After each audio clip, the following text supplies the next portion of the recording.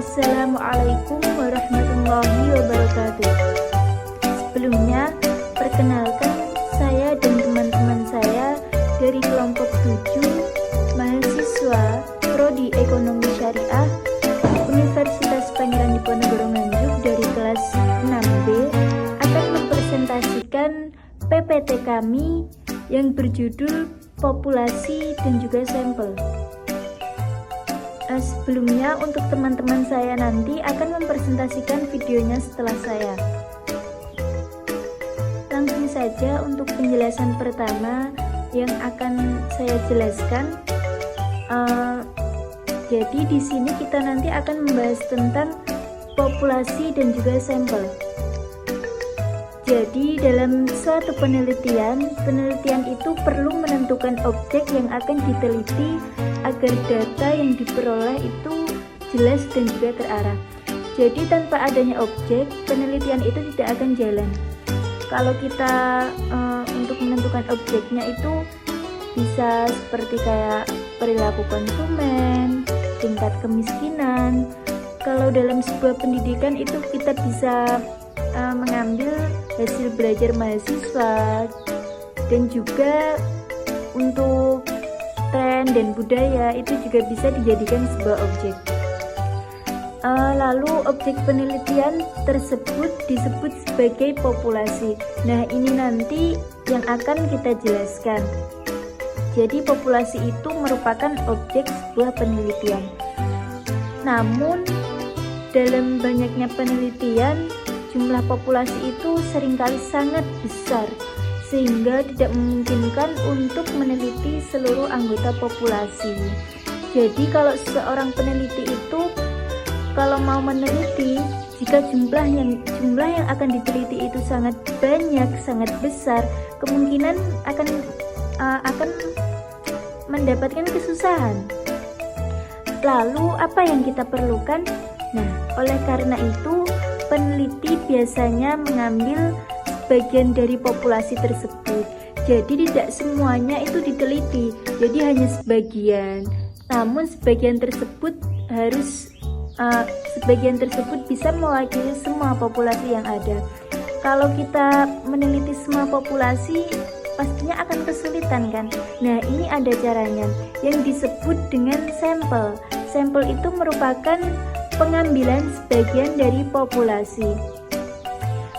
Sampel tersebut dipilih dengan teknik tertentu agar dapat mewakili karakteristik populasi secara keseluruhan.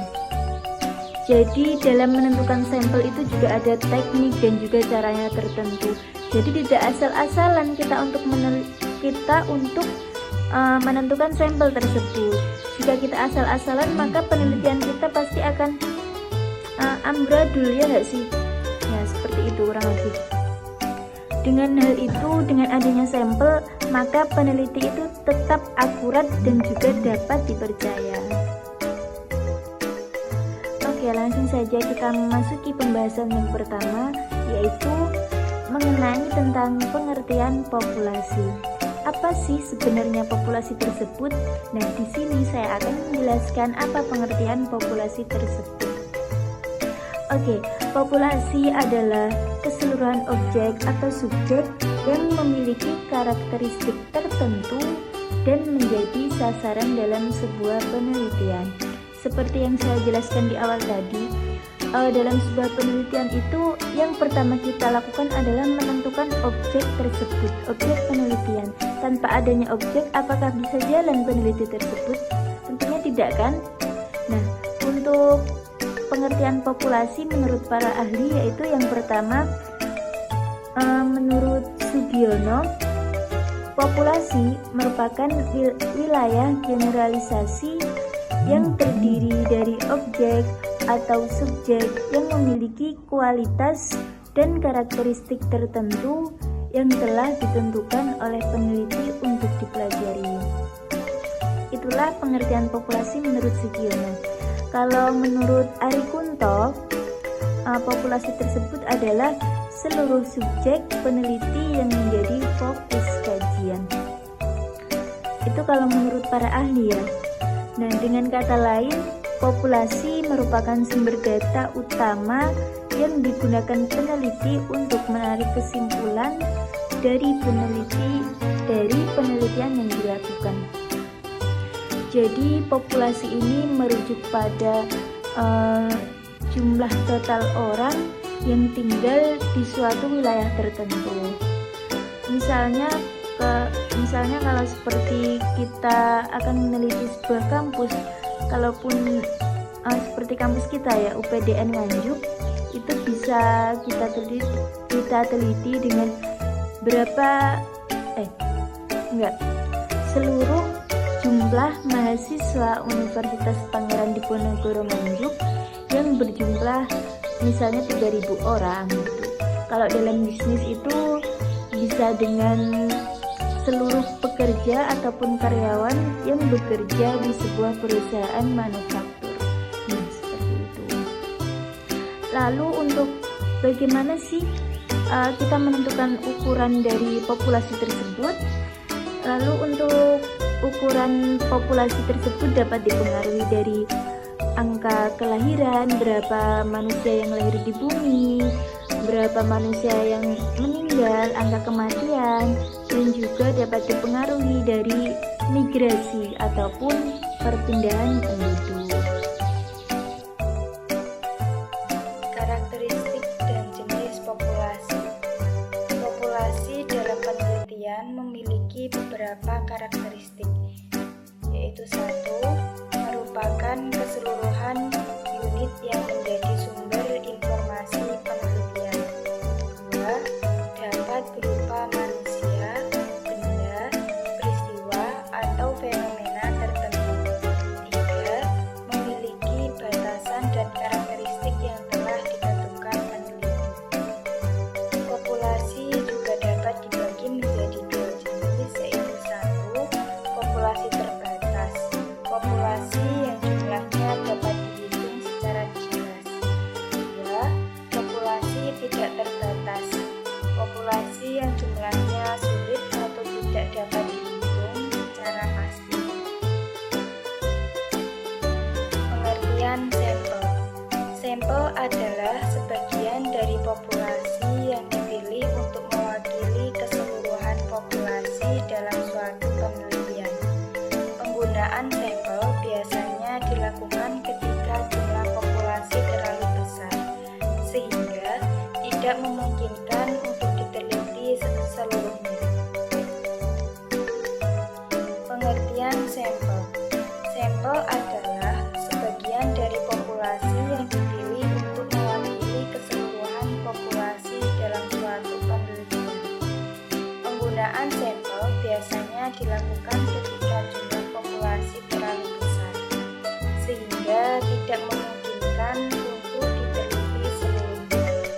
Agar hasil penelitian tetap akurat, sampel harus dipilih dengan cara yang tepat, sehingga dapat menggambarkan kondisi populasi secara umum. Dengan demikian, sampel berfungsi sebagai perwakilan dari populasi dalam proses pengumpulan data penelitian.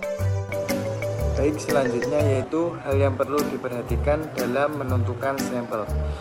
Dalam menentukan jumlah sampel, peneliti perlu mempertimbangkan beberapa hal penting. Yang pertama yaitu tingkat kesamaan anggota populasi. Semakin homogen populasi, jumlah sampel yang dibutuhkan biasanya lebih sedikit. Jadi, jika anggota populasi memiliki karakteristik yang hampir sama, maka jumlah sampel yang dibutuhkan biasanya lebih sedikit.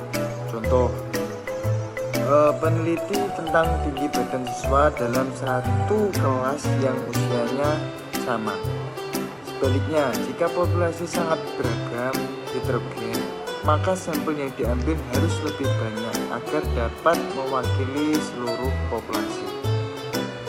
Yang kedua yaitu tingkat ketelitian yang diinginkan. Semakin tinggi tingkat ketelitian, maka jumlah sampel yang diambil juga semakin besar.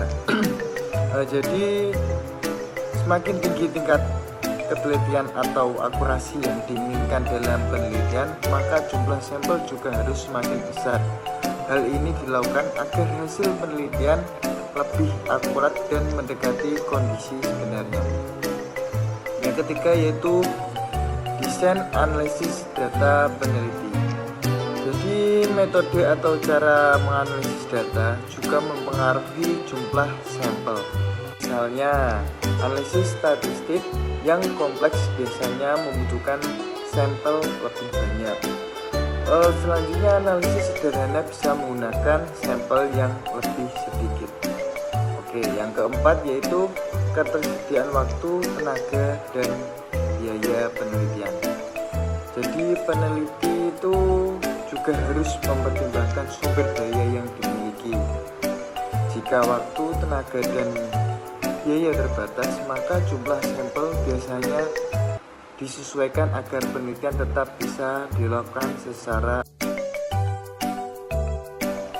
teknik sampling. Teknik sampling adalah cara digunakan peneliti untuk memiliki sampel dari populasi. Secara umum terdapat dua jenis teknik sampling. Yang pertama yaitu probability sampling. Apa itu probability sampling? Probability sampling adalah teknik pengambilan sampel yang memberikan kesempatan yang sama kepada setiap anggota populasi untuk dimiliki menjadi sampel. Teknik ini biasanya menggunakan cara acak atau random, sehingga hasil penelitian lebih objektif dan dapat mewakili populasi. Contoh yang pertama yaitu sampel random sampling. Yang kedua yaitu stratified sampling. Yang ketiga cluster sampling.